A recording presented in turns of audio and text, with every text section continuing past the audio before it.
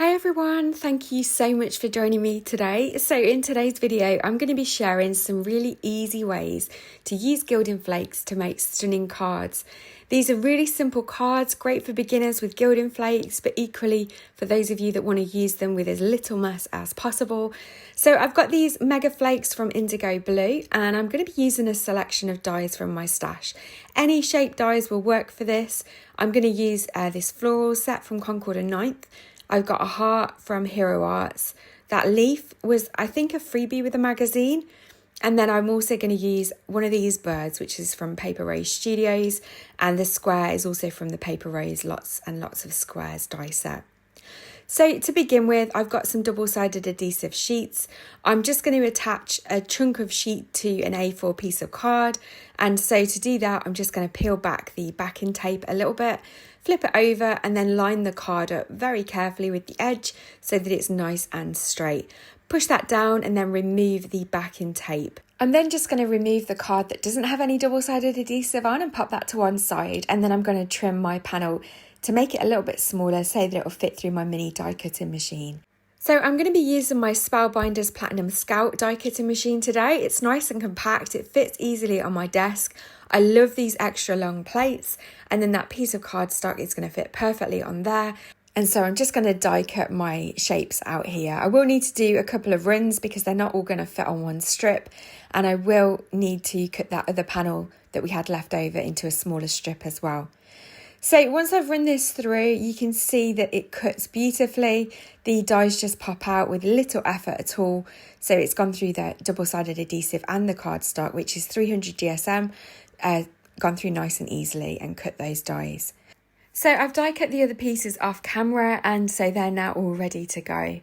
So we're going to need to peel off the backing tape from the double-sided adhesive that's on the die cut.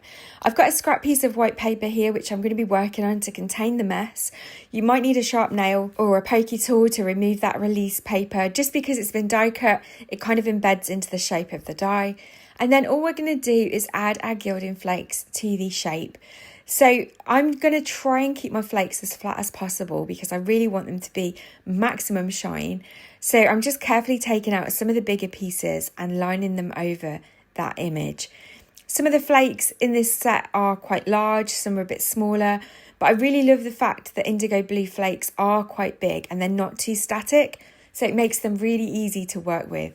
And so you want to make sure that there's none of that double-sided adhesive showing through. You want to make sure that the flakes are covering the whole panel. And I'm just going to take a paintbrush now just to kind of brush off the excess flakes. And this will also help to burnish those flakes in. You can see there we've got our gorgeous shiny heart. So I'm going to do exactly the same with the bird now. I'm going to use the same flakes, the Chariot of Gold Gilding Flakes, and I'm just going to make sure that I'm covering all of the bird with nice big flakes so that it's nice and smooth. Now the bird die is quite fiddly, the tail's got quite a lot of detail and the legs as well, and you'll see a bit later on why I wouldn't recommend maybe using such a fiddly die. But the end result looks really pretty. So we'll pop that to one side, and I'm going to come in now with the Manchester Tart Gilding Flakes. So I've just popped the excess back in the pot, and I'm going to start with this gorgeous leaf. So the Manchester Tart flakes have got a mix of gold, copper and silver flakes in. So I thought this would be perfect for creating an autumnal leaf. Now these flakes aren't quite as chunky, they're a little bit more rolled up. So I'm just being careful about making sure that I've got a variety of colour on the leaf. And then again, I'm going in with the paintbrush just to remove the excess and make sure that there's no areas of double-sided tape visible. And there's the finished leaf, and I think that looks really, really pretty. I'm going to use the same gilding flakes on these two leaves as well. These were from the Concord and 9th die set. And again, I'm just burnishing them with the brush, making sure that there's no adhesive visible, and they look really, really pretty. These make great embellishments on your cards, and they'd also look beautiful on gift tags as well. With the flower, I decided I'd go back and do the gold because I think the gold would look really nice with the variegated leaves. So I'm just quickly adding flakes to this. And what I love about these dies is because they have some embossed lines on them or some etching, that's still visible through the gilding flakes, so you don't lose any of that depth and dimension that the die cut gives. Finally, I'm going to add some silver flakes to this square. So this was from the Lots and Lots of Squares die set from Rose Studios. And so again, I'm just going to burnish that with the paintbrush.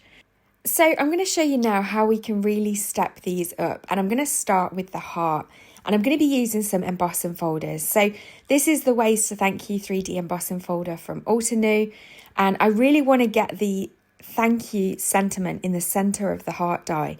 So I'm just going to carefully line it up through the embossing folder. You can clearly see the outline of the heart there, and I'm going to make sure that that word is nice and centered, and then I'm going to run that through my die cutting machine.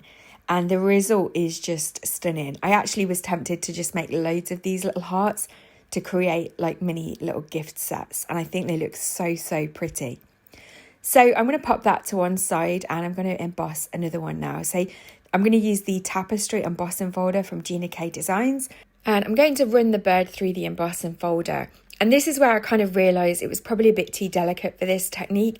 It got a little bit stuck in the embossing folder, I think because there was maybe a bit too much pressure, and then it was quite difficult to get out. So I did lose one of these strands or feathers off his tail, and I was going to try and glue it back on, but it really wasn't noticeable in the final design, and it would have been too fiddly to kind of reattach it. So I don't know if it was just the die was too delicate or the embossing folder had too much pressure, but yeah, that was just maybe one of the reasons why I'd stick to maybe more solid dies.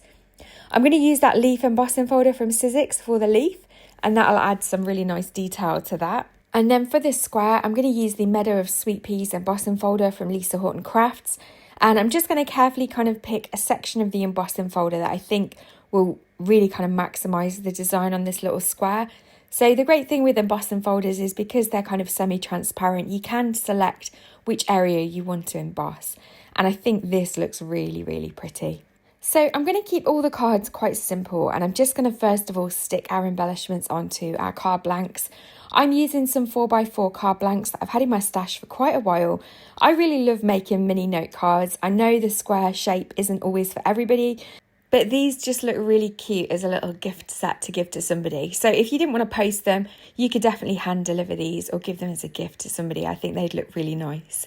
So I'm just using liquid glue here. This is the Barely Arts liquid glue. For the flower, I'm just adding glue to the centre so that those petals stay popped up.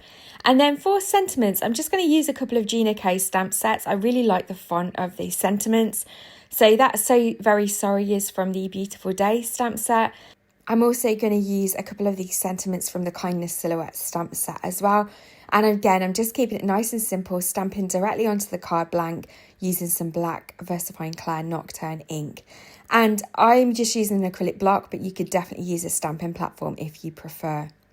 Stamping these directly onto the card blank is keeping them nice and flat, keeping them nice and simple. And I just think they look really, really pretty as a set together. So I really hope that this has given you some inspiration of ways that you could use your gilding flakes with your shape dies. Any solid shape would work for this, and any embossing folder. So play with what you've got in your stash. I reckon you could create some really beautiful cards. Thank you as always for watching. Please don't forget to hit the thumbs up button if you've enjoyed this video. It really helps me out. Don't forget to leave me a comment. Let me know which one of these cards is your favourite.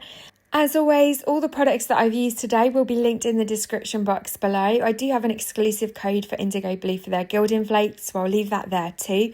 If you want to see more from me, I do release a video every week on YouTube, so please subscribe to my channel. And I also can be found on Instagram at Meerkat Makes by Elle, so maybe I'll see you over there. And I'll look forward to seeing you in the next video. Take care.